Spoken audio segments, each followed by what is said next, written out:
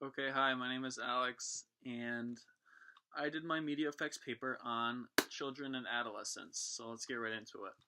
We live in a high tech world where everyone is connected, yes, even the little ones. Using social media is definitely one of the most common activities for children and adolescents. Some popular websites that kids use are Facebook, Twitter, Instagram, YouTube, Snapchat, iFunny, and MySpace. The amount of social media sites is vast. Even more so, the information accessible on those sites is much vaster. With all of this information accessible to a user on these sites, it is important that we monitor our children or adolescents because not all sites have the healthiest environment. If children and adolescents aren't carefully monitored, they can suffer damaging effects from all sorts of things like cyberbullying, Facebook depression, and inappropriate content. Children and adolescents spend a great portion of their time connecting with their friends, classmates, or even random people around the world. Over the last few years, the usage of social media sites by children and adolescents has increased drastically. In O'Keefe's journal, The Impact of Social Media on Children, Adolescents, and Families, he says, according to a recent poll, 22% of teenagers log into their favorite social media site more than 10 times a day, and more than half of the adolescents log into a social media site more than once a day. 75% of teenagers now own cell phones, and 25% use them for social media. 54% use them for texting, and 24% use them for instant messaging. As you can see, there's a very large portion of time spent using social media for children and adolescents. The same goes for their social and emotional development. Around this age, kids are growing and developing. So, a parent would hope that their kids are thriving with their emotional and social growth. It has been proven countless times that using social media can be risky. The most known notorious negative effect of social media is cyberbullying, the act of harming or harassing via social media networks in a repeated and deliberate manner. Anyone can be a victim of cyberbullying, but younger people are much more susceptible to fall victim since they aren't as stable. Cyberbullying has sadly even led to suicide. Another negative effect of social media is sexting, the sending and receiving of sexually explicit messages. Sexting is most common among teens. Repercussions of sexting may result in the spreading of the nude pictures, or, in more severe instances, people may be charged with the felony of child pornography and end up being registered as a sex offender. One last negative effect of social media on children and adolescents is Facebook depression.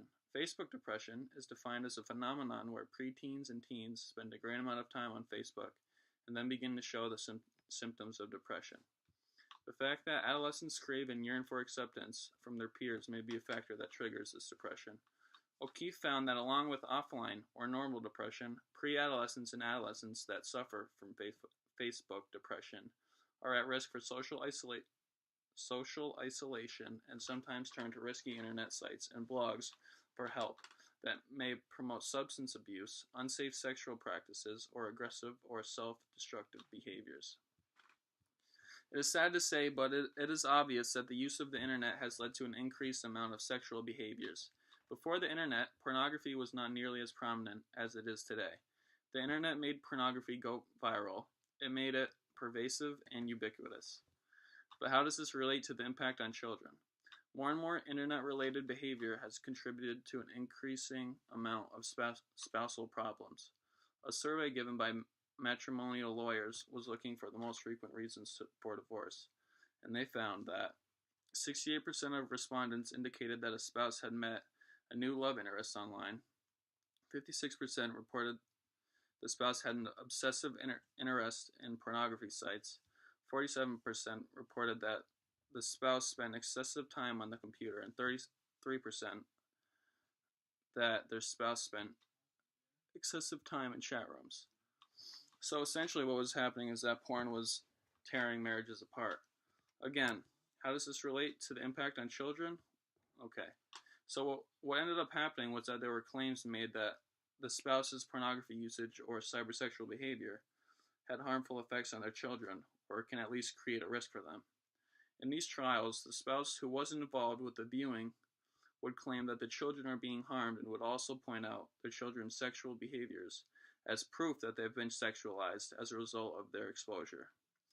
A researcher named Schneider found that negative effects in homes in which a parent's addictive behavior was happening includes decreased parental time and attention, encountering pornographic material a parent has acquired or encountering a parent masturbating, overhearing a parent engaged in phone sex, and witnessing or being involved in parental conflict. Who would want their children to have such an experience with all these horrible things?